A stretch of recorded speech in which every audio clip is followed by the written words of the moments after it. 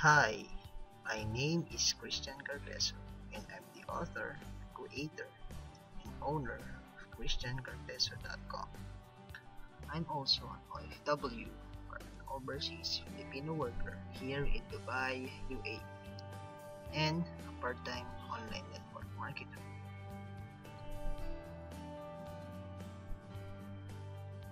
So, bali po ito yung bonus sa video na ipinangako ko po dun sa third frequently asked question regarding SWA.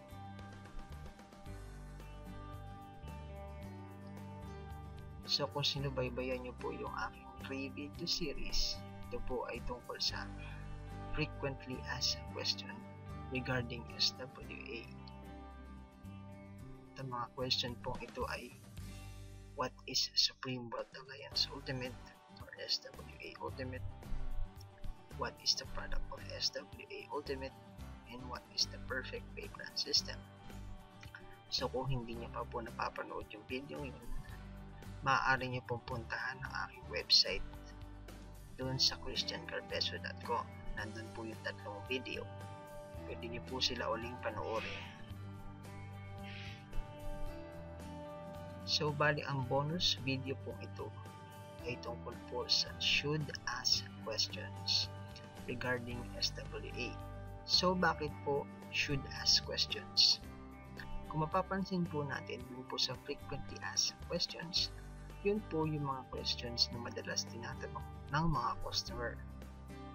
Ito po naman pong should ask questions, ito po yung mga questions na sa tingin ko po ay dapat tinatanong ng mga customers. At ito po yung who is SWA for?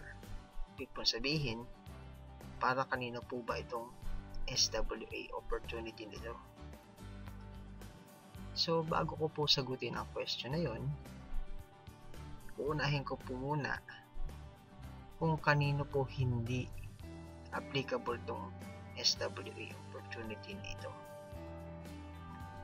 Unang-una po, dun po sa mga taong 100% content na sa pagiging empleyado and have no desire to change that whatsoever.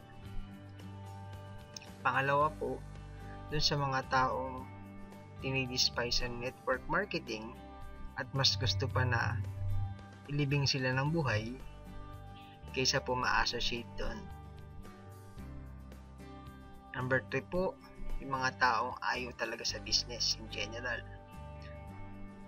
Number 4, doon po sa mga taong iniisip na making lots of money is a bad thing.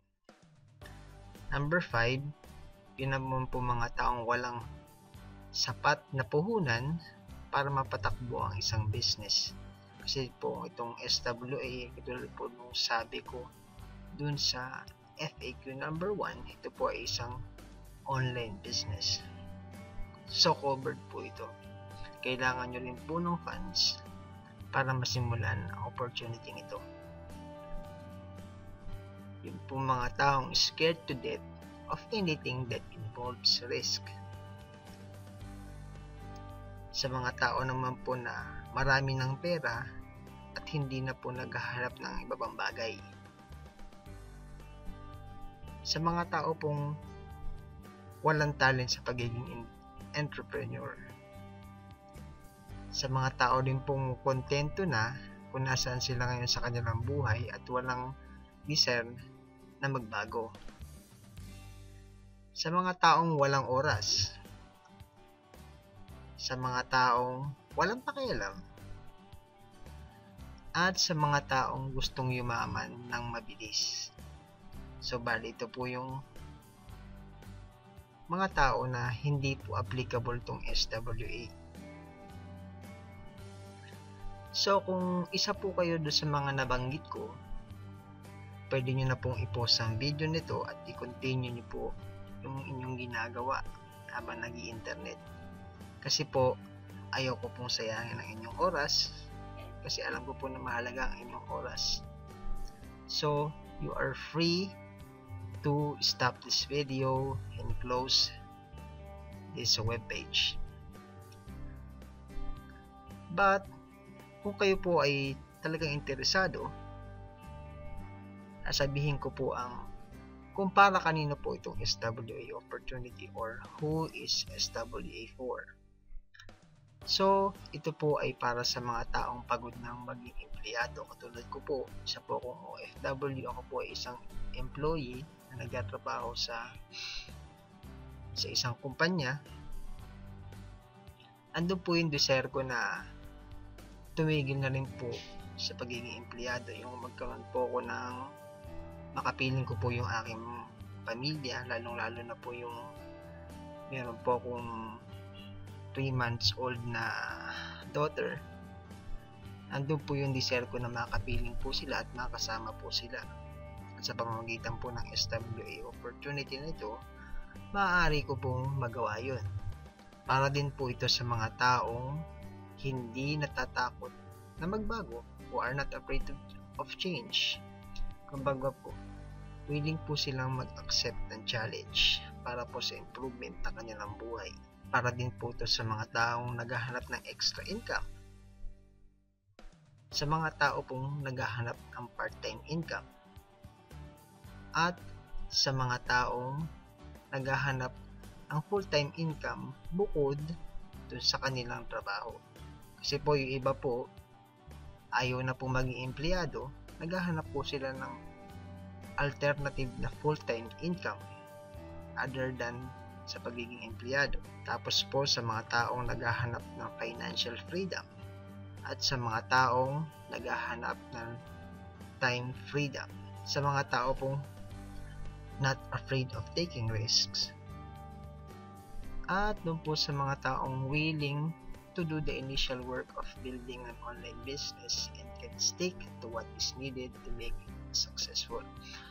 So, katulad po ng kahit anong business, you will build it from scratch. Kumbaga po, may dadaanan kang training, may pagdadaanan ka po mga rejections, pero ang mahalaga po ay yung mag-i-stick ka dun sa plano para maging successful.